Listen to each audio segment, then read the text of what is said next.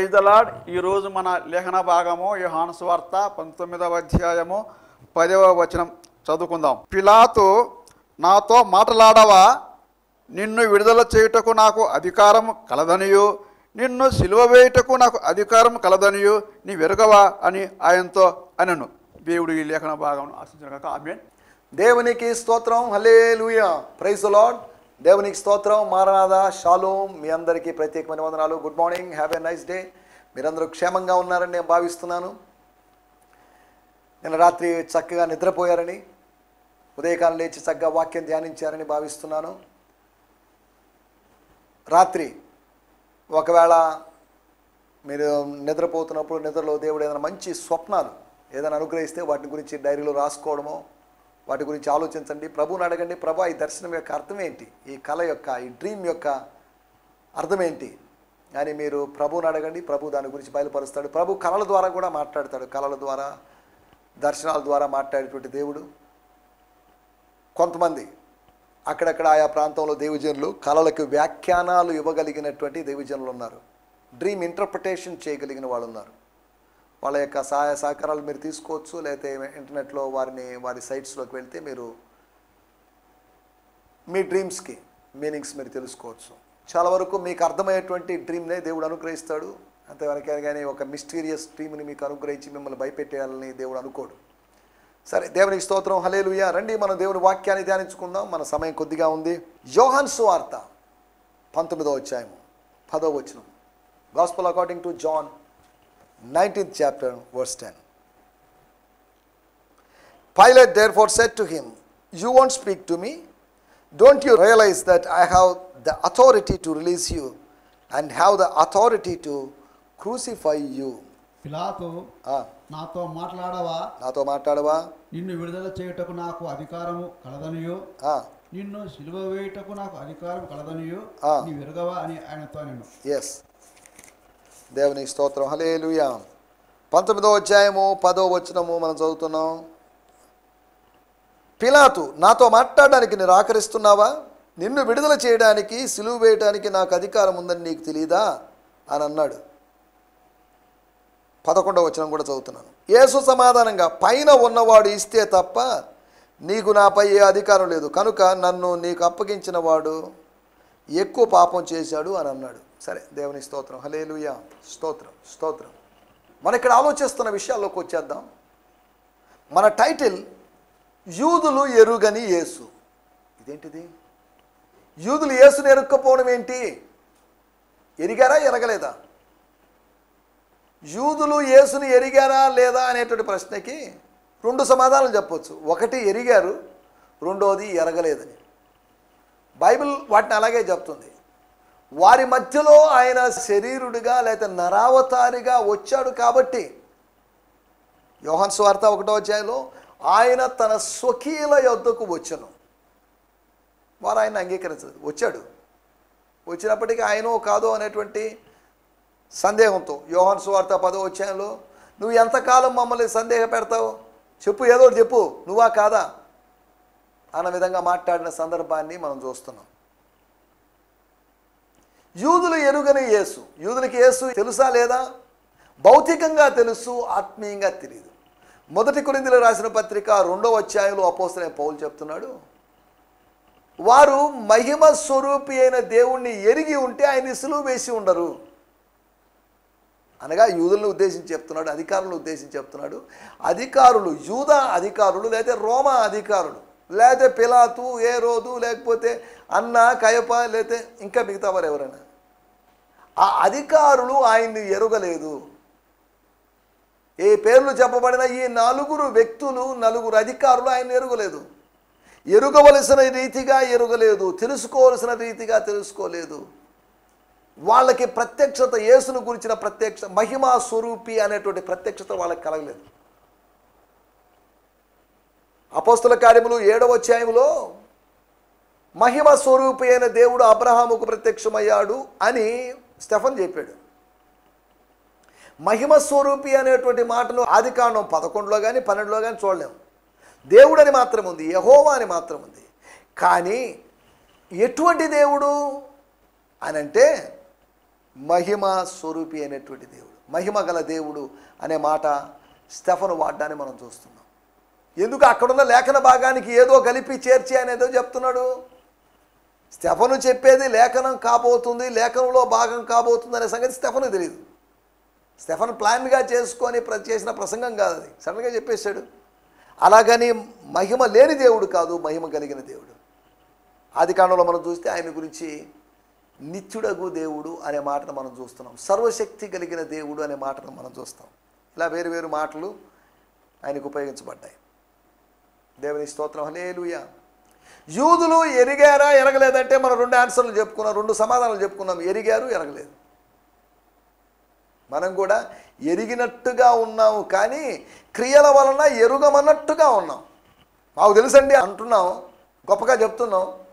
వాళ్ళకి తెలియదు, వీళ్ళకి తెలియదు, నాకు బాగా తెలుసండి, ఓ మేము 3 తరాలుగా 4 తరాలుగా క్రైస్తవులం కదా అని చెప్పుకుంటున్నారు. కానీ తమ క్రియల వలన ఎరుగము అన్నట్లుగా ఉన్నారు అని తీతుకు రాసిన పత్రిక 1వ అధ్యాయం చివరి భాగంలో అంటాడు. చాలామంది ఎథిస్టులు లేకపోతే నిరీశ్వరవాదులు, నాస్తికవాదులు ఎక్కడో ఉన్నారనుకుంటున్నాం, కానీ నాస్తికవాదులు మన సంఘాల్లో కూడా, మన మధ్యలో కూడా ఉండడం విచారకరమైన విషయం.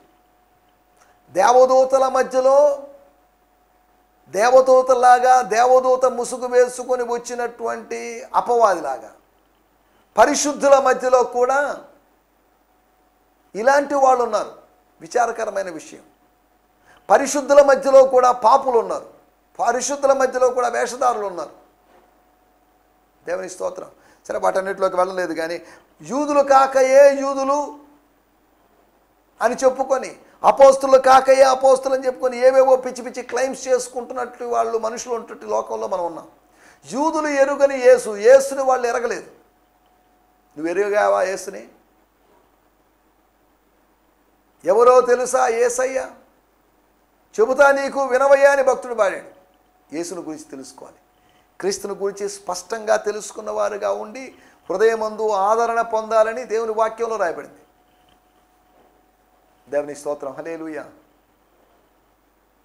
ఈ సమయంలో యూదులు ఎరుగని యేసుని గురించి మనం కొద్దిగా, అంటే ఎంతమంది యేసులు ఉన్నారా? యూదులు ఎరిగిన యేసు, యూదులు ఎరుగని యేసు. యేసు ఒక్కడే, గుర్తుపెట్టుకోండి. దశావతారంలో ఇన్ని అవతారాల్లో లేడు ఆయన. యేసు ఒక్కడే. Jesus is the only one. కానీ యేసుని వాళ్ళు ఎరిగారు, ఎరగలేదు అనే దాని దృష్ట్యా మనం మాట్లాడుకుంటాం. ఇద్దరు యేసులు కాదు, ఇద్దరు యేసులు, ఇద్దరు క్రీస్తులు, ఇద్దరు పరిశుద్ధాత్మలు, ఇద్దరు దేవుళ్ళు, ముగ్గురు దేవుళ్ళు కాదు. దేవుడు ఒక్కడే, యేసు ఒక్కడే, పరిశుద్ధాత్ముడు ఒక్కడే. తండ్రి, కుమార, పరిశుద్ధాత్మ కలిగినటువంటి త్రిత్వం ఒకటే. వాళ్ళు ముగ్గురు కలిసి ఉన్నారు.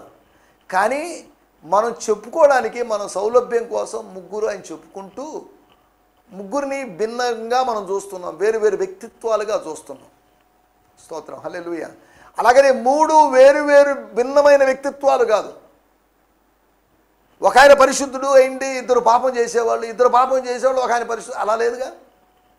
ముగ్గురు పూర్తిగా భిన్నమైన వ్యక్తిత్వాలు కలిగిన వాళ్ళు కాదు. ముగ్గురు ఇంచుమించు సమానమైన దేవత్వం అంటే ఏంటో ప్రజలకు తెలిసే విధంగా ఉన్నటువంటి ఆ త్రిత్వ భావన. సరే, దేవునికి స్తోత్రం, హల్లెలూయా. యూదులు ఎరుగని యేసు అంటే ఎవరు? శిష్యుల మధ్యలో తిరిగిన యేసా? లేదు అంటే యూదయ ప్రాంతం నుంచి గలిలయలో ఉంటూ 12 సంవత్సరాల నుంచి 30 సంవత్సరాల వరకు మరుగై ఉన్న యేసా? యూదులు ఎరుగని యేసు అంటున్నప్పుడు కొన్ని సంవత్సరాల క్రితం ఒక చిన్న పుస్తకం ఒకటి చదివాను నేను. మనకు తెలియని యేసు జీవితం అని ఆ పుస్తకం పేరు. ఇదేంటిది? మనకు తెలియని యేసు జీవితం అని అన్నప్పుడు, మనకు తెలియని యేసు జీవితం ఆ రాసిన ఆయనకి ఎలా తెలిసింది? రజనీష్ అనేటువంటి ఆయన పుస్తకం రాశాడు. ఆయన ప్రసంగం చేస్తే ఆయన దాని గురించి ఏమో మాట్లాడితే దాన్ని చెప్పినట్టు మాటలన్నీ రికార్డ్ చేసిన వాటిని రాశారు, ప్రింట్ చేశారు. నాకు అర్థం కాని విషయము, ఎవరికీ తెలియని యేసు జీవితము ఓషోకి ఎలా తెలిసింది, రజనీష్కి ఎలా తెలిసింది? కాబట్టి మనకు తెలియని యేసు జీవితం అని చెప్పి కొత్త జీవితం అనేది ప్రజెంట్ చేసి ఆయన ఇండియాకి వచ్చాడు, కాశ్మీర్కి వచ్చాడు, అక్కడికి వచ్చాడు అనేది లేదో చెప్పుకుంటూ వచ్చారు. నువ్వు అందరిలో ఒకడివి, అందరిలాంటి వాడివి ఒకడివి, నీకు ఎవరికీ తెలియని యేసు జీవితం ఎలా తెలిసే అవకాశం ఉంది? అలాగైతే మీరు అడగొచ్చు, యూదులు ఎరుగనటువంటి యేసు జీవితం నీకెలా తెలిసింది బాబు అని. మంచి ప్రశ్నే. యూదులు ఎరుగనటువంటి యేసు ఉన్నాడు, ఆయన వేరే యేసు కాదు. యూదులు యేసు యొక్క మరో కోణాన్ని ఎరగలేదు, యేసును అపార్థం చేసుకున్నారు, యేసుని గ్రహించలేకపోయారు. ఆ వెలుగు చీకటిలో ప్రకాశించుచున్నది, కానీ చీకటి ఆ వెలుగును గ్రహింపలేదు, అబ్జర్వ్ చేయలేకపోయింది, గ్రాస్ప్ చేయలేకపోయింది, పట్టుకోలేకపోయింది, వినియోగించుకోలేకపోయింది, వాడుకోలేకపోయింది. దేవుని స్తోత్రం, హల్లెలూయా. పెద్దవాళ్ళు మన మధ్యలో ఉంటారు, కొంతమంది మన పూర్వీకులు తల్లిదండ్రులు వాళ్ళు ఉంటారు. వాళ్ళు ఉన్నప్పుడు వాళ్ళ విలువ మనకు తెలియదు. వాళ్ళు వెళ్ళిపోయిన తర్వాత, వాళ్ళు చనిపోయిన తర్వాత, వాళ్ళు ఈ లోకాన్ని విడిచిపోతుంది, మా తాతో మా నాన్నో మా లేకపోతే మా అవ్వో అని వాళ్ళ గురించి, వాళ్ళ గొప్పతనాన్ని గురించి మనం చెప్పుకుంటాం. అనగా మనకు తెలియనటువంటి వాళ్ళ జీవితం, మరుగైనటువంటి కోణం, మరో యాంగిల్, డిఫరెంట్ యాంగిల్ మనకు తెలియకపోవచ్చు. సరే, మనం ఇప్పుడు ఆలోచిస్తున్న విషయాల్లోంచి 4 విషయాలు మీకు త్వరగా జ్ఞాపకం చేయాలని ఆశిస్తున్నాను. యూదులకు తెలియనటువంటి, మనకు తెలియని యేసు జీవితం కాదు, యూదులకు మరుగుగా ఉన్నటువంటి యేసు జీవితం. కొందరికి సువార్త మరుగై ఉన్నదని అపోస్తలుడైన పౌలు చెప్పాడు. వారు నాశనం కోసం నిర్ణయించబడ్డారు, కానీ కొందరికి అది బయలుపరచబడింది అంటాడు. సువార్త మర్మము కొంతమందికి అది మర్మంగా ఉండిపోయింది, కొంతమందికి అది బయలుపరచబడిన సత్యంగా ఉండిపోయింది. దేవుని ఒక్క సువార్తే, మళ్ళా మరుగైన సువార్త లేకపోతే బయలుపరచబడిన సువార్త అని 2 సువార్తలు ఉన్నాయని కదా అర్థం. జాగ్రత్తగా ఆలోచిద్దాం. యూదులు ఎరుగనటువంటి యేసు, మనం ఆరాధించేటువంటి క్రైస్తవులు అని చెప్పబడినటువంటి మనం కూడా ఎరుగనటువంటి యేసు. ఈయన ఎక్కడున్నాడండి? మళ్ళీ యేసును సరిగా ఎరుగుమేమో అన్నట్టుగా ఉన్నాం. యేసు యొక్క క్యారెక్టర్ని, యేసు యొక్క వ్యక్తిత్వాన్ని అర్థం చేసుకొని వారంగా మనం ఉండడం విచారకరమైన విషయం. 4 విషయాలు మీకు జ్ఞాపకం చేస్తాను. నంబర్ 1, మొట్టమొదటి విషయము యోహాను సువార్త 19వ అధ్యాయము 2-3 వచనాలు. సైనికులు ముళ్ళతో కిరీటమును అల్లి, ఆ ముళ్ళతో కిరీటం అల్లి ఆయన తల మీద పెట్టి ఉదారంగ వస్త్రం ఆయనకు తొలగించి ఆయన యుద్ధకు వచ్చి ఇదిగో రాజా శుభమని చెప్పి ఆయన చేతుల్లో కొట్టింది. దేవుని స్తోత్రం. భటులు ముళ్ళతో ఒక కిరీటాన్ని అల్లి యేసు తలపై పెట్టారు, ఆయనకు ఊదారంగు వస్త్రాన్ని తొలగించారు. 2వ వచనం ఏమని చదువు. ఆయన దగ్గరికి మాటి మాటికి వెళ్ళి యూదుల రాజా జయము అని అంటూ ఆయన ముఖం మీద కొట్టారు. ఏంటిది? యేసు ఎలా ప్రవర్తించాడు అనే దాన్ని బట్టి వాళ్ళు యేసుని ఎరగకుండా ఉన్నారు. యేసు ఎలా ఉన్నాడు, ఎలా అయినట్టుగా ఎలా ప్రవర్తించాడు అనేది 4 విషయాలు మనం ఆలోచిస్తున్నాం. 1, మొట్టమొదటి విషయము, ఆయన చూస్తున్నాడండి కానీ చూడనట్టుగా ఉన్నాడు. అనగా ఏంటి? ఊదారంగు వస్త్రం ఏంటి, కిరీటం ఏంటి? ఆ కిరీటము తనకేనని తెలుసు, ఆ ఊదారంగు వస్త్రం తనకేనని తెలుసు. ఆ కిరీటం గాయపరచడానికని, ఆ ఊదారంగు వస్త్రం అవమానపరచడానికని ఆయన తెలుసు. ఎవరో చెప్పినట్లుగా కసాయివాడు కత్తి నూరుతుంటే గొర్రె కసాయివాడి వైపు చూస్తుంది, అది అనుకుంటుంది నా యజమానుడు నా కోసం ఏదో చేయబోతున్నాడని.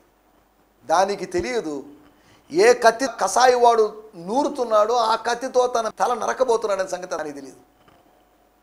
గొర్రె కసాయివాడిని నమ్ముతుంది, లోకము లోకాధికారిని నమ్ముతుంది. లోక పాపములు మోసుకొని పోయినటువంటి గొర్రె పిల్ల అయినటువంటి క్రీస్తుని నమ్మడం లేదు. దేవుని స్తోత్రం. కసాయి వాడిని నమ్ముతున్నటువంటి కసాయి లోకం ఇది. కసాయి వాడిని నమ్ముతూ క్రీస్తుని ఏమాత్రం ఎరుగనటువంటి కసాయి లోకం ఇది. ఆ కసాయి లోకంలో మనం ఉన్నాం, క్రూర తోడేళ్ల మధ్యలో ఉన్నటువంటి మనం. దేవుని స్తోత్రం. మనం ఆలోచిస్తున్న విషయం ఏంటి అంటే, యూదులు ఎరుగనటువంటి యేసు ఇవన్నీ చూస్తున్నాడు కానీ సైలెంట్గా ఉన్నాడు, ఏం స్పందించలేదు, రెస్పాండ్ చేయలేదు. తాను అన్నీ ఎరిగి ఉన్నాడు. ఆయన గుడ్డివాడు కాదు కానీ చూస్తున్నాడు, చూస్తున్నప్పటికీ కూడా ఏం మాట్లాడేది. కానీ అదే సమయంలో యోహాను సువార్తలో మనం కాకుండా లూకా సువార్త 23వ అధ్యాయంలో చూస్తే, సేమ్ ఈ క్రూసిఫిక్షన్ ప్యాసేజ్లోకి వెళ్తే ఆయన మొట్టమొదటిసారిగా చేసినటువంటి శిలువలో పలికినట్టు మాట, తండ్రి వీరేమి చేయుచున్నారో వీరు ఎరుగరు కనుక వీరిని క్షమించు. వారు ఏదేదో చేస్తున్నారు అవన్నీ ఆయన చూస్తున్నాడు. చూస్తున్నప్పుడు అయ్యా బాబు ఎందుకు ఎన్ని చేస్తున్నారు ఆపేయండి ప్లీజ్ అని అనలేదు. తండ్రితో చెప్తున్నాడు. ప్రజలతో మాట్లాడలేదు కానీ పంపిన తండ్రితో చెప్తున్నాడు. వీరేం చేస్తున్నారు వీరెరుగరు, ప్లీజ్ ఫర్గివ్ దెమ్. తాను చూస్తున్నప్పటికీ కూడా, తాను ప్రేక్షకుడిగా ఉంటున్నప్పటికీ, వీక్షకుడిగా ఉంటున్నప్పటికీ కూడా వాళ్ళతో మాట్లాడగలడు కానీ మాట్లాడలేదు. కొన్నిసార్లు మనం చూసి చూడనట్టుగా ఉండాలి. దేవుని వాక్యంలో అపోస్తల కార్యముల్లో 17వ అధ్యాయంలో అదే రాయబడింది. ఆ పూర్వపు రోజుల్లో, పాత రోజుల్లో దేవుడు చూసి చూడనట్టుగా ఊరుకుండేది. దేవుని స్తోత్రం, హల్లెలూయా. యెషయా గ్రంథము 42వ అధ్యాయము 19వ వచనంలో మనం గమనిస్తే, నా సేవకుడు తప్ప నా సేవకుడు తప్ప, మరి ఎవడు గుడ్డివాడు, నా సేవకుడు గుడ్డివాడు అంటున్నాడు. నా సేవకుడు తప్ప ఎవరు గుడ్డివాడు? అందరూ చూపు కలిగిన వాడు నా సేవకుడు గుడ్డివాడు. 2, నేను పంపు నా దూత తప్ప, నేను పంపు నా దూత తప్ప, నా సేవకుడు నా దూత. మరి ఎవడు చెవిటివాడు, ఎవరు చెవిటివాడు? నా భక్తుడు తప్ప, నా భక్తుడు తప్ప. మరి ఎవడు గుడ్డివాడు, ఎవరు గుడ్డివాడు? యెహోవా సేవకుడు తప్ప, మరి ఎవడు గుడ్డివాడు, నా సేవకుడు నా దూత లేకపోతే నా భక్తుడు. 3 సార్లు గుడ్డివాడు గుడ్డివాడు అని రాయబడింది, ఒక్కసారి చెవిటివాడు. దేవుని స్తోత్రం. మరలా చదువుకుందాం ఆ మాటని. దేవుడు చెప్తున్నట్టు మాట, నా సేవకుడు తప్ప, నా సేవకుడు తప్ప. మరి ఎవడు నా సేవకుడు గుడ్డివాడు? అనే దానికి 4వ మాటలో 19Dలో రాయబడింది యెహోవా భక్తుడు. సరే, నా సేవకుడు తప్ప ఎవడు గుడ్డివాడు, ఎవరు గుడ్డివాడు? నేను పంపు నా దూత తప్ప, నా దూత తప్ప. మరి ఎవడు చెవిటివాడు, నా సేవకుడు నా దూత చెవిటోడు. నా భక్తుడు తప్ప, నా భక్తుడు తప్ప. మరి ఎవడు గుడ్డివాడు, ఎస్, యెహోవా సేవకుడు తప్ప, మరి ఎవడు గుడ్డివాడు. అంటే దేవుని భక్తులు ఎలా ఉండాలి, దేవుని బిడ్డలు ఎలా ఉండాలి, దేవుని సేవకులు ఎలా ఉండాలి? గుడ్డివాళ్ళలాగా ఉండాలి. కళ్ళకి గంతలు కట్టుకోరు ఉండమని కాదు. అదేంటది గుడ్డివాళ్ళలాగా ఉండడం ఏంటి? కళ్ళు తెచ్చి చూడడానికే కదా. అటువంటిప్పుడు గుడ్డివాళ్ళలాగా ఉండడం ఏంటి? ప్రతిదాన్ని చిన్న విషయాన్ని చూసి భూతత్వంలో చూసి సమస్యలు తెచ్చి కామెంట్లు చేసి దాని మీద సలహాలు సూచనలు చెప్పి ఇవన్నీ చేయాల్సిన అవసరం లేదు. మనం గుడ్డివాళ్ళుగా ఉండాల్సినటువంటి అవసరం ఉంది. 1, యూదులు ఎరుగనటువంటి యేసు, గుడ్డివాడైనట్లుగా ఉన్నటువంటి యేసు, గుడ్డివాడైనట్లుగా ఊరకున్న యేసు. దేవుని స్తోత్రం. బ్లైండ్ జీసస్నే కాదు, హీ వాజ్ యాజ్ బ్లైండ్. అంతవరకే గుడ్డివాడు అన్నట్టుగా ఉన్నాడు కానీ హీ వాజ్ నాట్ బ్లైండ్. ఆయన భౌతిక గుడ్డివాడు కాదు, ఆత్మీయ గుడ్డివాడు కాదు. దేవుని స్తోత్రం, హల్లెలూయా. మొట్టమొదటి విషయం, గుడ్డివాడైనట్లు ఊరకున్న యేసు, గుడ్డివాడైనట్లుగా ఉన్న యేసు. దేవుని స్తోత్రం. నువ్వు కూడా గుడ్డివాడిగా ఉన్నావా? టీవీలో సీరియల్స్ చూసే విషయంలో గుడ్డివాడిగా, గుడ్డిదానిగా, మొబైల్లో అవి ఇవి చెత్త వాటిని చూసే వాటి విషయంలో గుడ్డివాడిగా, గుడ్డిదానిగా ఉన్నావా? గుడ్డివాడిగా మారాలి. దేవుని స్తోత్రం. మనోనేత్రములు తెరవబడిన వాడిగా, వెలిగించబడిన వాడిగా ఉండాలి. దేవుని స్తోత్రం. 2వ విషయాన్ని నేను మీకు జ్ఞాపకం చేస్తాను. లూకా సువార్త 23వ అధ్యాయము 9వ వచనం. లూకా సువార్త 23వ అధ్యాయము 9వ వచనంలో రాయబడిన మాట, ఆయనను చూచినప్పుడు చాలా ప్రశ్నలు వేసినాను, ఆయన అతనికి ఉత్తరమేమీ ఇయ్యలేదు. So he questioned him with many words but Jesus gave him no answer. దేవుని స్తోత్రం, హల్లెలూయా. చాలా క్వశ్చన్స్, నో ఆన్సర్. పిలాతు ఒక్క ప్రశ్నకి సమాధానం చెప్పలేకపోయేసరికి కంగారు పడిపోయాడు. కానీ హేరోదు యొక్క చాలా ప్రశ్నలకి యేసు ఆన్సర్ ఇవ్వలేదు. దేవుని స్తోత్రం. అంటే ఏంటి? విన్నాడు కానీ విననట్టుగా, విన్నాడు కానీ చెవిటివాడైనట్లుగా. మెస్సియా గుడ్డివాడైనట్టుగా ఊరుకున్నాడు. 2వది, మెస్సియా చెవిటివాడైనట్టు ఊరుకున్నాడు. కొంతమంది అవి మాట్లాడుతుంటారు.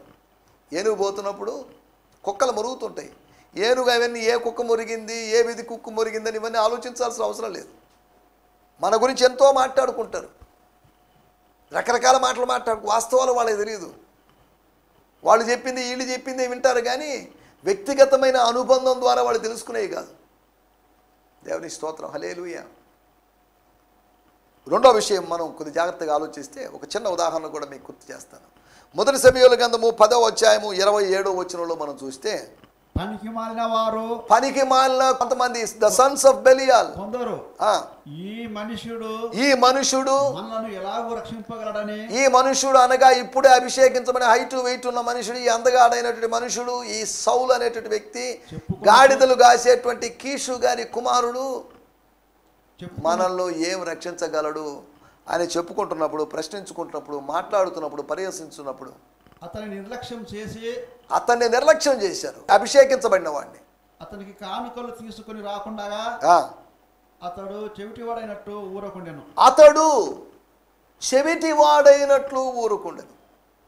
వినాల్సింది వింటే సరిపోతుంది, వినకూడని వాటిని వింటున్నాం. చెవిటి వాళ్ళుగా ఉండాల్సినటువంటి అవసరత ఉంది.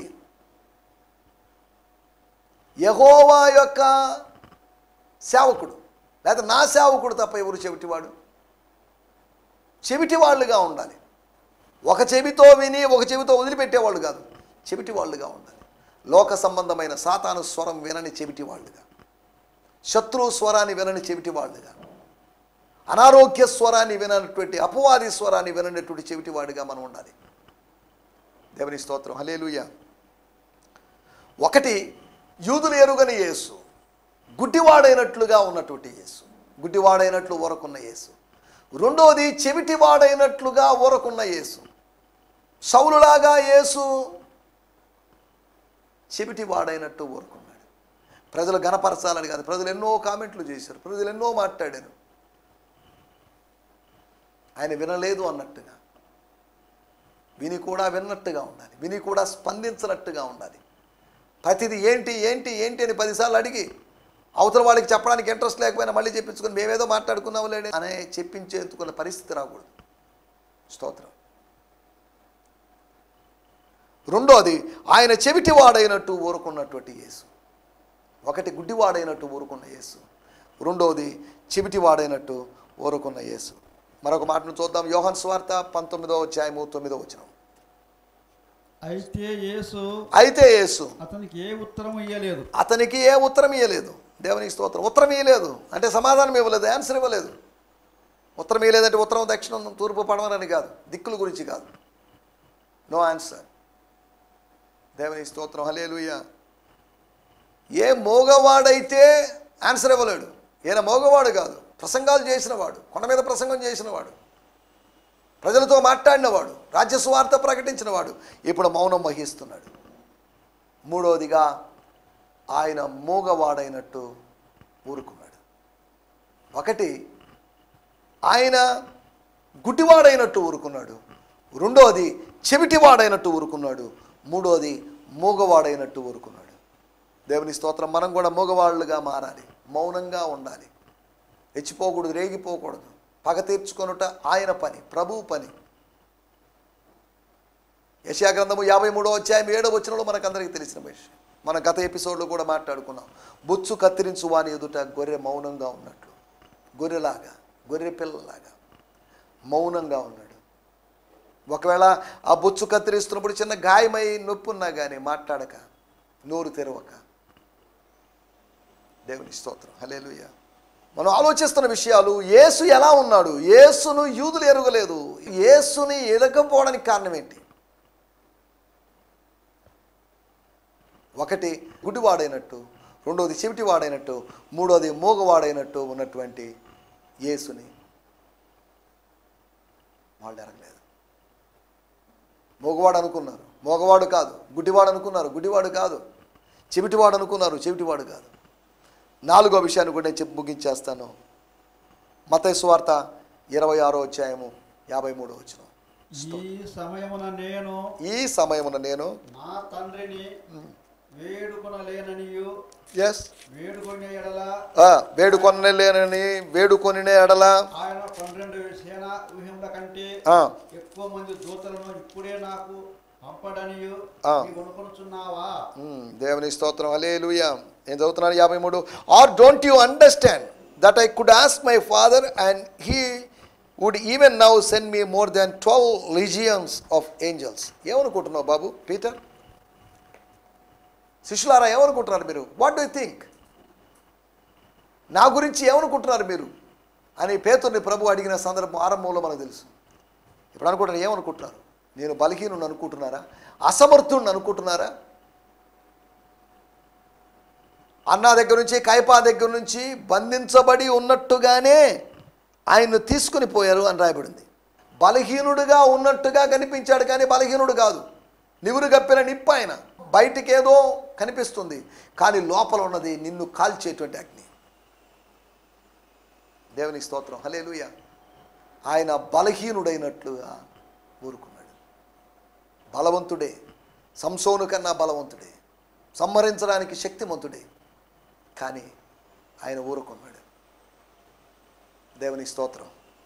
నీకోసం ఆయన గుడ్డివాడే, నీకోసం ఆయన చెవిటివాడే, నీకోసం ఆయన మూగువాడే, నీకోసం ఆయన బలహీనుడే. దేవుని స్తోత్రం, హల్లెలూయా. ప్రార్థన చేసుకుందాం. పరిశుద్ధుడమైన మా దేవా, మీకు వందనం చేస్తున్నాం. యూదులు ఎరుగని యేసు అని గుడ్డివాడవైనట్టుగా, చెవిటివాడవైనట్టుగా, మూగవాడవైనట్టుగా, బలహీనుడవైనట్టుగా ఉన్న నిన్ను ఎరగలేదు యూదులు, స్వకీయులు. ప్రభా, నువ్వు మా కోసం మూగవాడిగా, గుడ్డివాడిగా, చెవిటివాడిగా మారావు, బలహీనుడిగా మారావు. మేము మాట్లాడాలని, మేము వినాలని, మేము చూడాలని, మేము బలంగా ఉండాలని మీరు మా కొరకు ఈ పనులు చేసినందుకు మీకు వందనం చేయిస్తున్నాం. మీ శిలువ త్యాగానికి ప్రత్యేకమైన వందనాలు, కృతజ్ఞతలు తెలియజేస్తున్నాం.